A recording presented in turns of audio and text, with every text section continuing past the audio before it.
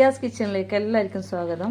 അപ്പം കുറേ വീഡിയോ ഒന്നും ഇടാത്തത്, ആരും മൈൻഡ് ആക്കാത്തതുകൊണ്ടാണ് വീഡിയോ ഇടാത്തത്. അപ്പം ഇന്ന് ഞാൻ ഉണ്ടാക്കാൻ പോകുന്നത് മത്തിയും കോവയ്ക്കയും കറിയാക്കുന്ന എങ്ങനെ കാണിച്ചു തരാം. അപ്പോൾ ഒരു തക്കാളി, നമുക്ക് ഒരു എന്താ പറയണ്ടേ, 1/4 കിലോ കോവയ്ക്ക, പിന്നെ പുളി, 2 പച്ചമുളക്. അത് ഇങ്ങനെ വേവിക്കാൻ വേണ്ടി കുറച്ച് മഞ്ഞൾപ്പൊടി ഉപ്പിട്ടിട്ട് കോവയ്ക്ക ആദ്യം വേവിച്ചെടുക്കണം. അപ്പം കോവയ്ക്ക തീമ വെച്ച്, അപ്പോൾ ഇത് പകുതി വേകുന്നത് വരെ നിൽക്കണം. മത്തിനേക്കാളും വേവ് കൂടുതൽ കോവയ്ക്കായതുകൊണ്ട് ആദ്യം ഇത് വേവിച്ചെടുക്കുന്നത്. അപ്പോൾ കുഞ്ഞി മത്തിയുടെ മുറിച്ച് റെഡിയാക്കി വെച്ചിട്ടുണ്ട്. പിന്നെ ഒരു 10 അല്ലി വെളുത്തുള്ളി, കുറച്ച് കാന്താരി മുളക്, തേങ്ങ. ഇത് മിക്സിയിലിട്ടൊന്ന് പകുതി അരച്ചിട്ടെടുക്കണം. അപ്പോൾ നമ്മൾ തേങ്ങയും കാന്താരി മുളക് വെളുത്തുള്ളി പകുതി അരച്ചിട്ട് പകുതി എന്ത് പറയണ്ടേ മെതിഞ്ഞെടുത്തിട്ടുണ്ട് കേട്ടോ. ഗ്യാസ് കിച്ചണിലേക്ക് എല്ലാവർക്കും സ്വാഗതം. അപ്പം കുറേ വീഡിയോ ഒന്നും ഇടാത്തത്, ആരും മൈൻഡ് ആക്കാത്തതുകൊണ്ടാണ് വീഡിയോ ഇടാത്തത്. അപ്പം ഇന്ന് ഞാൻ ഉണ്ടാക്കാൻ പോകുന്നത് മത്തിയും കോവയ്ക്കയും കറിയാക്കുന്ന എങ്ങനെ കാണിച്ചു തരാം.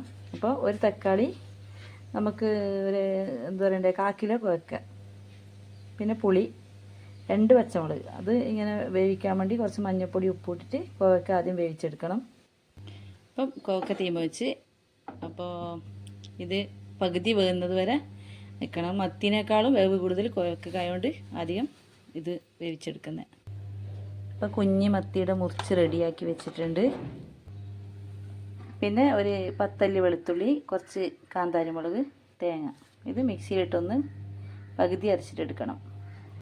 അപ്പോൾ നമ്മൾ തേങ്ങയും കാന്താരി മുളക് വെളുത്തുള്ളി പകുതി അരച്ചിട്ട് പകുതി എന്ത് പറയണ്ടേ മെതിഞ്ഞെടുത്തിട്ടുണ്ട് കേട്ടോ.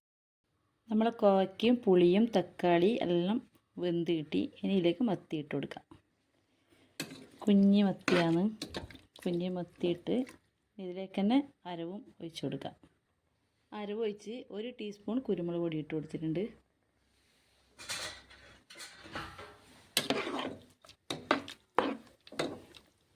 ഇനി ഇത് തിളച്ച് വെന്ത് വറ്റി വരണം. അപ്പോൾ നമ്മളെ മത്തിയും കോവയ്ക്കയും ശരിക്ക് വെന്ത് തിളച്ച് വറ്റി വന്ന്, അപ്പോൾ ഇനി കറിവേപ്പില ഇട്ട് കൊടുക്കാം. അപ്പോൾ ഇത് മത്തിയുടെ കളർ എന്താ വെളുത്തിരിക്കുന്നത് അങ്ങനെയൊന്നും ചിന്തിക്കേണ്ട, നല്ല ടേസ്റ്റാണ്. പുളിയും ഉപ്പും എല്ലാം നല്ലോണം പിടിച്ച് നല്ല ടേസ്റ്റുള്ള കറിയാണ്. എല്ലാവരും ഒന്ന് ഉണ്ടാക്കി നോക്കണം. അപ്പോൾ എല്ലാവരും സബ്സ്ക്രൈബ് ചെയ്യുക, സപ്പോർട്ട് ചെയ്യുക, ഷെയർ ചെയ്യുക, ലൈക്ക് ചെയ്യുക.